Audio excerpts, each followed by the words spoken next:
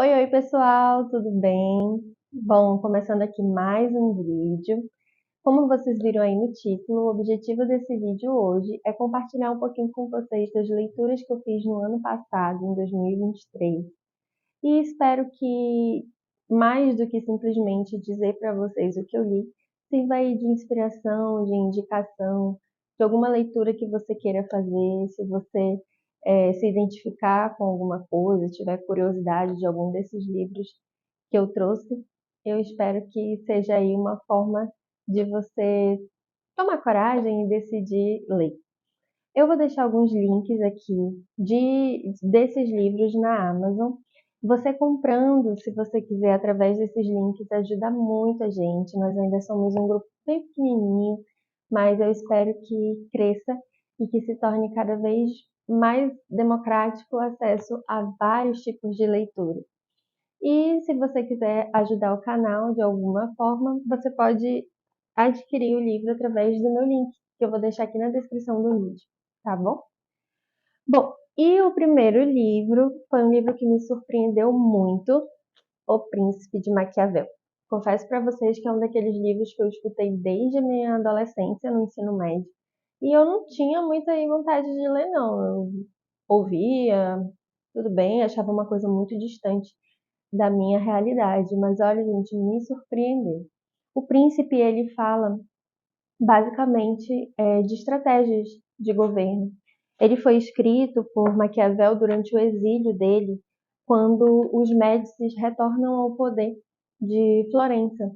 E naquela época a Itália ela não era unificada, tanto que um dos desejos de Maquiavel era ver a Itália unificada, o que só aconteceu 3 séculos depois desse livro. E ele fala para Lourenço de Médici, Lourenço II, né, que tomou ali o poder da região novamente depois de um bom tempo. E ele não deu muita trela não para o que o Maquiavel escreveu para ele, mas olha aí, estamos aqui, muitos séculos depois, lendo O Príncipe. E ele traz várias lições que podem ser incorporadas não somente numa situação de poder, de governo, de Estado, mas para o nosso dia a dia mesmo. Confesso que o termo maquiavélico, depois da minha leitura, não me soa tão bom como algo sórdido. Na verdade, ele não quis dizer como alguém ser ruim, ser maldoso, ser ambicioso. Ele explicou como Lourenço poderia governar de forma inteligente, consciente, para manter o poder, o que era necessário fazer. E ele foi bem prático, é realmente um manual político, mas que se a gente ler com atenção, ele é muito aplicável à nossa vida. Olha só, eu vou ler aqui para vocês um trecho. Os homens trilham quase sempre estradas já percorridas. O homem prudente deve assim escolher os caminhos já percorridos pelos grandes homens e imitá-los. Assim, mesmo que não seja possível seguir fielmente esses caminhos, nem pela imitação alcançar totalmente as virtudes dos grandes, sempre se aproveita alguma coisa. Então, assim, ele vai ao longo de todo o livro, tem partes muito históricas, né, da Itália naquele momento, mas há muitos trechos bastante atuais. E espero que vocês, em algum momento, sentirem vontade e leiam O Príncipe, vale a pena. O segundo livro, eu vou falar para vocês, vou seguir essa ordem aqui. É Psicopolítica, de Byung-Chul Han. Byung-Chul Han, ele é um filósofo contemporâneo. Ele é muito conhecido pela Sociedade do Cansaço. Acho que é o livro mais conhecido dele. E diferente do que aconteceu com Maquiavel, confesso para vocês que eu tinha uma expectativa muito grande nesse livro. E eu achei que ele se perde um pouquinho ao longo da narrativa em si. Apesar de ter muitas partes importantes, muitas partes interessantes, né? Esse livro basicamente ele fala de como a política ela mudou a sua forma de poder. né? Tanto que o subtítulo do livro é O Neoliberalismo e as Novas Técnicas de Poder. Antigamente você sujeitava o homem, hoje em dia você o torna dependente. Não é mais pela força, hoje em dia é pelo psicológico, né? E ele traz várias questões, como as mídias sociais, o poder do consumo, né? Do apelo do marketing. É bem interessante, eu só achei que ele deixou a desejar em alguns pontos que para mim faltaram fechar ali um capítulo de forma mais contundente. Mas não deixa de ser um ótimo livro e é psicopolítica. O terceiro livro, na verdade, gente, esse livro eu não li completamente. Vou explicar por quê. Esse livro é Por que Ler os Clássicos, de Ítalo Calvino. Ele é da Companhia de Bolso. Ele basicamente é um livro, um clássico, né, dessa seara, em que o Ítalo Calvino ele vai dizer o que é um clássico, né? Ele traz vários conceitos e ele discorre sobre esses conceitos e ele diz por que é tão importante nós lermos os clássicos. E depois disso, dessa introdução, que foi o que eu realmente li, ele vai trazer quais são os clássicos dele. Ele traz uma lista, eu vou ler para vocês rapidinho para vocês terem uma ideia de quais são os clássicos do Ítalo Calvino. A Odisseia, Anábase,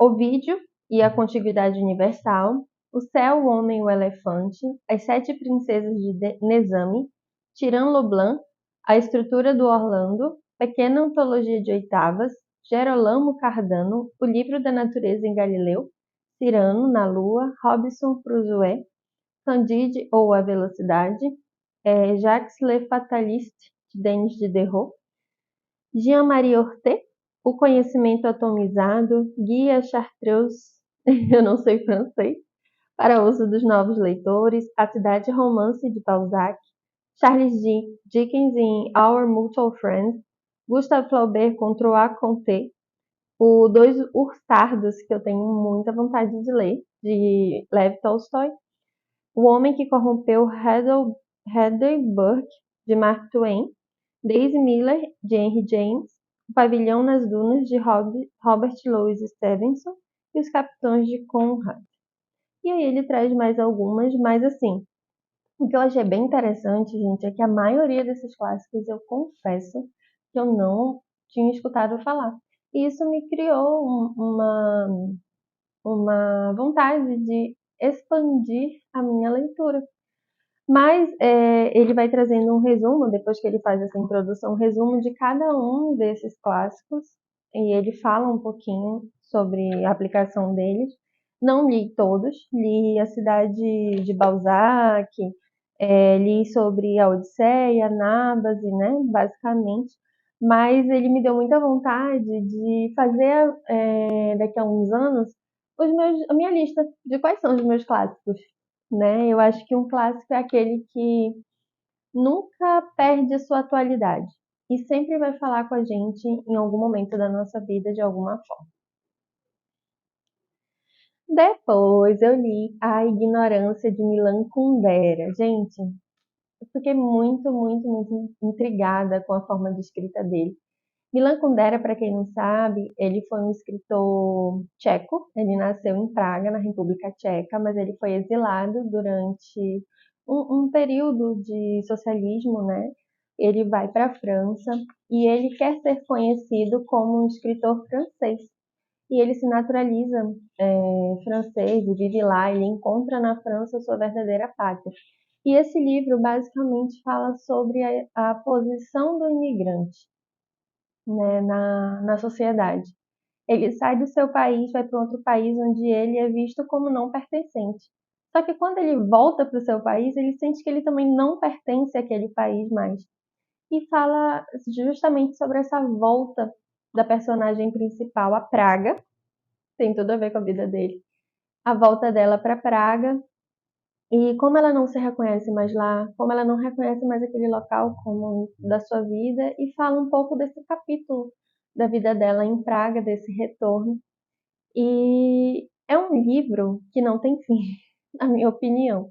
fica muita coisa em aberto, mas ele lembra muito a vida da gente.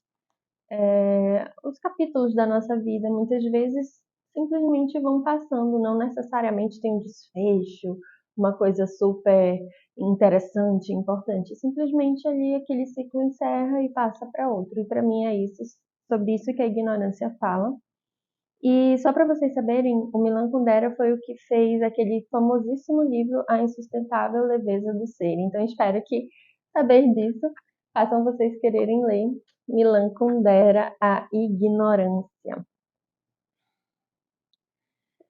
Eu trouxe aqui um dos clássicos brasileiros, Dom Casmurro, né? Dom Casmurro de um dos maiores, se não o maior escritor brasileiro. Eu gosto muito do José de Alencar também, mas muita gente considera Machado o grande escritor brasileiro e ele é maravilhoso. E Dom Casmurro eu tinha muita vontade de ler mesmo, com consciência, sem ser para prova de vestibular. E eu li Dom Casmurro já no finalzinho, acredito que foi novembro, dezembro de 2023. E a grande questão, como vocês sabem, é se se a Capitu traiu ou não Bentinho. Só que isso é um clímax, né? Ele fala muito sobre a vida, sobre as decisões da gente, sobre a influência das outras pessoas na nossa vida, sobre sonhos que foram desfeitos ou sonhos que se realizaram, mas que depois se mostraram não serem exatamente aquilo que se almejava, sobre fases da vida, sobre neuroses, né? A gente nunca vai saber se Bentinho foi traído ou não, mas acho que fala muito sobre essa perspectiva própria de fatos da vida, né? E sobre a possibilidade ou não do outro se explicar. Enfim, Dom Casmurro é uma escrita super fluida, super tranquila de ler, né? Se ambienta naquele Brasil imperial. Então é muito, muito bacana. Agora, nós vamos entrar no meu querido. Gente, esse autor, ele tem sido o meu autor preferido dos últimos anos. Eu confesso que eu sou uma apaixonada pela literatura russa e não podia ser outro que Fyodor Dostoiévski. O primeiro livro que eu li de Dostoiévski foi Crime e Castigo. O volume 1 eu li em 2022 e o volume 2 desse romance eu li ano passado também, em 2023, o Crime e Castigo, volume 2. E assim, apaixonada, foi o meu primeiro contato com Dostoiévski e não consegui mais parar de ler. Depois disso eu li Memórias do Subsolo, li Noites Brancas, que é um romance da primeira fase dele, uma fase mais romântica, meio assim como que aconteceu com o Machado, o Machadão daqui do Brasil, que teve sua fase romântica, depois ele vai para o realismo. O Dostoiévski foi basicamente isso, guardadas as devidas proporções, já que não se está falando de realismo, romantismo, né? Mas Dostoiévski, ele começa a escrever muito cedo, ele, é, ele e seu irmão Mikhail tinham essa questão da literatura. Ele já publicava Noites Brancas, foi um romance publicado já quando ele tinha mais ou menos ali os seus 27 anos. Só que ele é acusado de traição no governo de Nicolau I, e aí ele é preso na Sibéria. Primeiro, na verdade, ele foi condenado à morte por fuzilamento, só que depois foi mudada sua pena e ele foi passar 10 anos prestando serviços. E ele vai para a Sibéria, e logo depois disso ele escreve Memórias do Subsolo. Só que ele não perde nunca a sua característica de uma de desenvolver o psicológico dos personagens e desvendar a alma humana. Dostoiévski, ele é para mim o maior escritor russo. Posso ainda vir a mudar, mas eu acho difícil, porque ele escreve assim de forma fluida e ao mesmo tempo muito profunda. Então, assim, eu super indico Memórias do Subsolo, Noites Brancas, Crime e Castigo. E comecei agora a ler O Idiota, que está sendo muito, muito, muito legal também. E, por fim, para terminar os livros lidos. Eu li também dois, na verdade, Franz Kafka, com Metamorfose. Eu não estou com ele aqui, que eu emprestei o meu livro, mas é um livro que eu senti tudo que vocês podem imaginar. Eu senti raiva, eu senti nojo, eu senti rancor, eu senti amor, eu senti felicidade, eu senti compreensão. Enfim, é um livro que, como o nome diz, fala sobre a metamorfose de Gregor Samsa em uma desembarada, mas na verdade é um inseto, e como ele era ali o sustento da família, e como depois disso ele vai sendo deixado de lado, fala sobre a posição daquela pessoa que se tornou um inseto no seio familiar. É muito, muito lindo, muito interessante mesmo, vale super a pena a leitura. Quero ler O Processo dele, de Franz Kafka, né? Mas Metamorfose eu indico como primeiro livro dele, para ser lido. E por fim, como eu havia falado, eu li um bem diferente da ficção. É um livro chamado Nação Dopamina, muito atual. Ele foi escrito pela doutora psiquiatra Anna Lembke, essa senhora aqui. E ele fala muito sobre como nós estamos tendo alterações cerebrais por conta dos estímulos excessivos da dopamina, né, da geração da produção excessiva do hormônio dopamina, como o nosso cérebro funciona nessa situação e por que está se ficando cada vez mais a população dependente de tantos estímulos. Então é um livro bem atual, bem bacana, é um livro mais científico, né? Como se fosse um acadêmico, mas ele já com uma escrita mais para o público em geral, e vale muito a pena para quem gosta desse tipo de conhecimento, e eu indico. Bom, gente, é isso. Essas foram as leituras de 2023. Espero que vocês tenham gostado, que se vocês tiverem interesse em ler algum deles, eu vou, como eu falei no começo do vídeo, deixar os links aqui e você ajuda muito o canal comprando por eles, tá bom? Um beijo e até o próximo vídeo. Tchau, tchau!